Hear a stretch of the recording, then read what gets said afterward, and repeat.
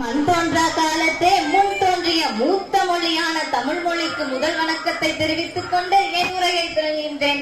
அறியாமை என்னும் இருளை நீக்கி அறிவை விரிவாக்கும் ஆசிரியர்களை போற்றி பாட ஏற்றதொரு நாள் இந்நாள்.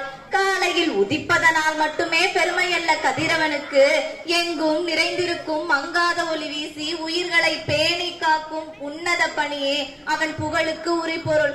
அதுபோல் இம்மண்ணில் பிறப்பதனால் மட்டுமே பெருமை நம் பெயர் சொல்லிவிடாது.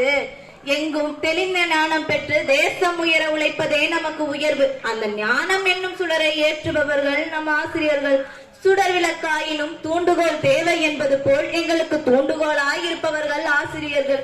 சிறந்த கல்லையே சிற்பமாக வடிக்கும் வாழ்க்கை என்னும் சிற்பிக்கு எங்களை சிறப்பாகி தருபவர் ஆசிரியர்.